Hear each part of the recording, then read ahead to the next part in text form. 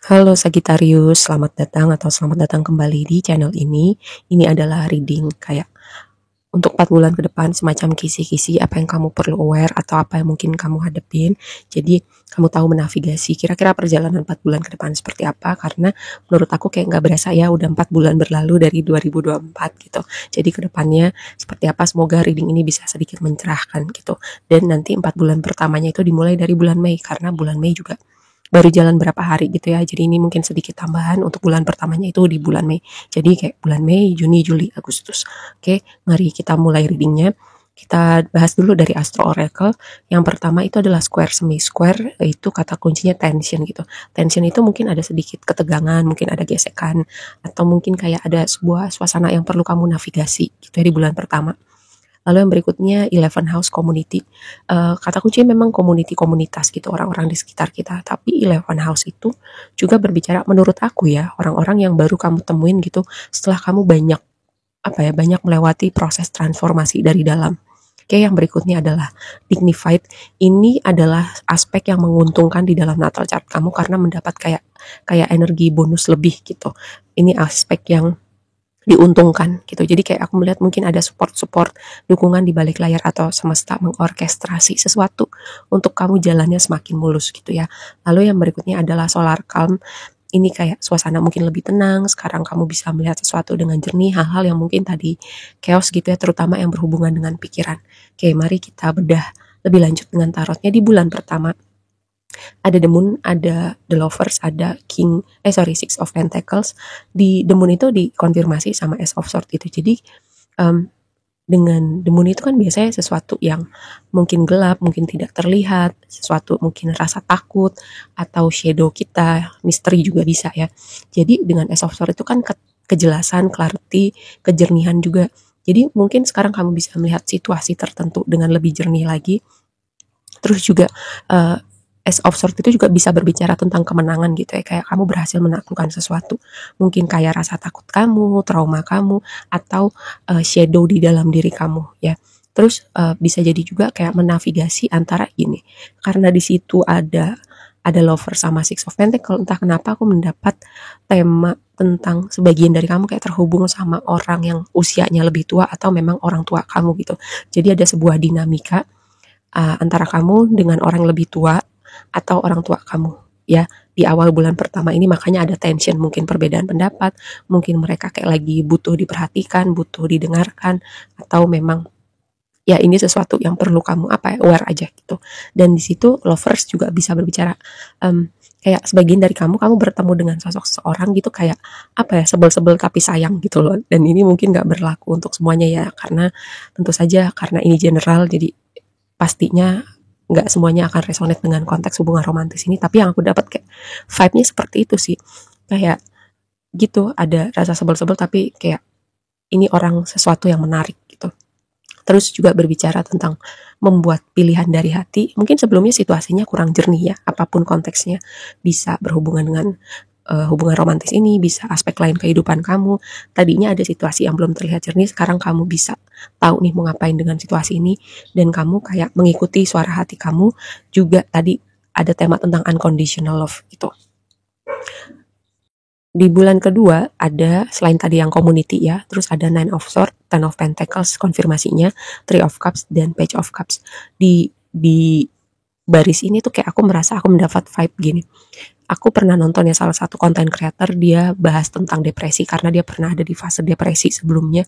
Terus dia melakukan sesuatu di mana dia menolong orang lain atau kayak membuat komunitas yang juga memberdayakan orang-orang di dalam komunitas itu, dan itu berpengaruh sangat bagus untuk mental health-nya jadi lebih baik gitu. Jadi ketika fokus dia menolong orang lain, itu juga membawa improvement untuk kesehatan mental dia. Aku nggak tahu ini yang perlu dengar siapa ya, mungkin kamu, mungkin ada orang-orang di sekitar kamu gitu yang lagi struggling dengan isu kesehatan mental.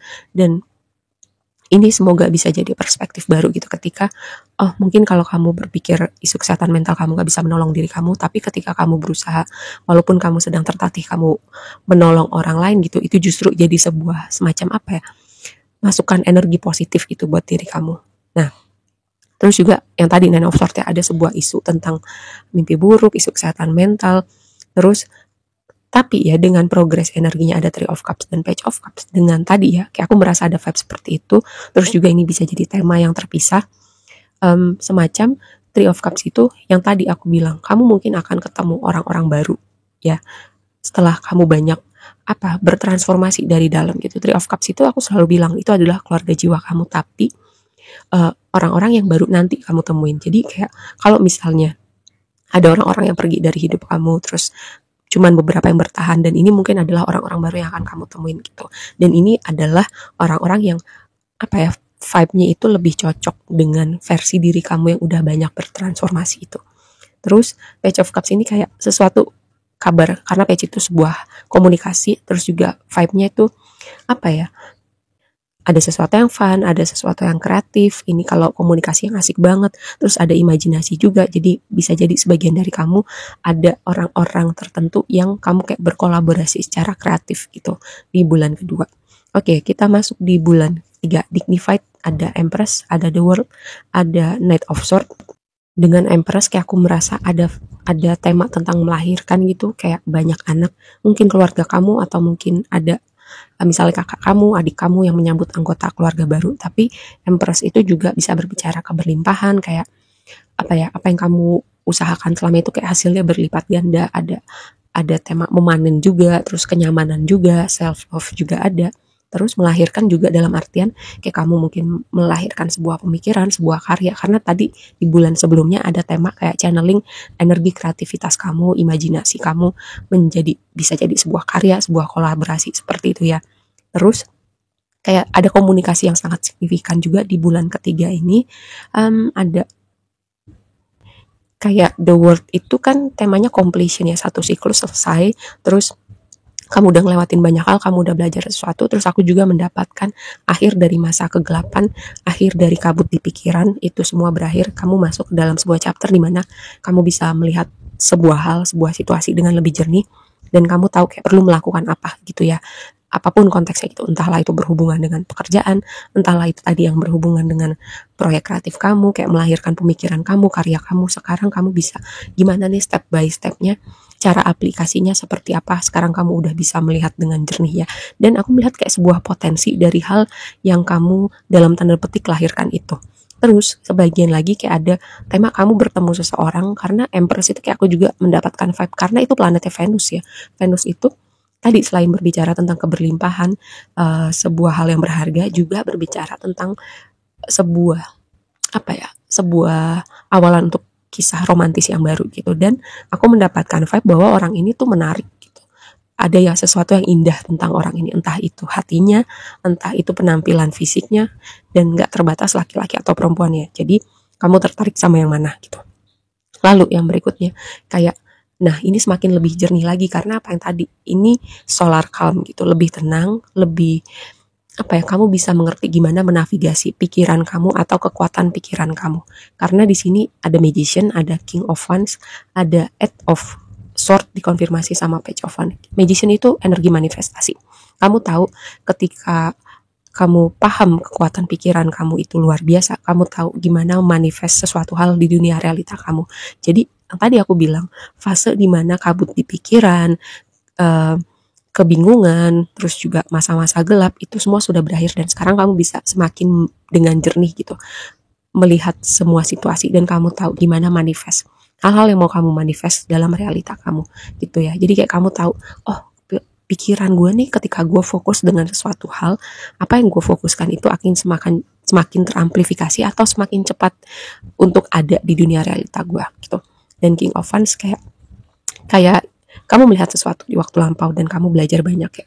Gue belajar apa ya? Terus gue bisa improve apa lagi? King of Wands itu energi kreativitas dan energi pekerjaan. Jadi pembelajaran dari waktu lampau. King of Wands itu ngadep ke The World. The World itu sebuah completion. Jadi tantangan semua hal yang udah kamu hadapin itu jadi kayak landasan untuk kamu improve dalam bidang pekerjaan atau kreativitas kamu, dan melihat peluangnya ke depannya seperti apa gitu, atau apa yang kamu manifest atau upgrade lebih jauh lagi ya.